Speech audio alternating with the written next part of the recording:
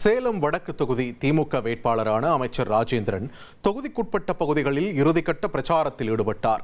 வீதி வீதியாக சென்று உதயசூரியன் சின்னத்திற்கு வாக்கு சேகரித்த அவருக்கு பெண்கள் ஆரத்தி எடுத்து உற்சாக வரவேற்பளித்தனர்.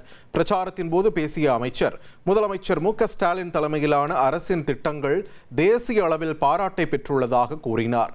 மேலும் திமுக தேர்தல் அறிக்கை மதச்சார்பற்ற முற்போக்கு கூட்டணி வேட்பாளர்களுக்கு கூடுதல் பலத்தை வழங்கும் என்றும் தெரிவித்தார்.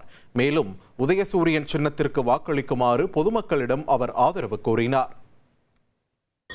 முதலமைச்சர் அவர்கள் ஒரு அற்புதமான சூப்பர் ஸ்டார் தேர்தல் அறிக்கையை வெளியிட்டிருக்கிறார்கள்.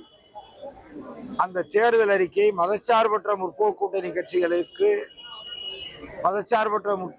கட்சிகளின் வேட்பாளர்கள் வெற்றி பெறுவதற்கு கூடுதலாக ஒரு 10% பலத்தை வழங்கும் என்கிற நம்பிக்கை, மகத்தான நம்பிக்கை இருக்கு. இனி செல்லும் இடமெல்லாம் செய்தி. தந்தி டிவியின் வாட்ஸ்அப் சேனலை ஃபாலோ பண்ணினா செல்ல இருக்கும் இடமெல்லாம் செய்தி. இதோ QR கோட் இப்பவே ஸ்கேன் பண்ணுங்க, ஃபாலோ பண்ணுங்க.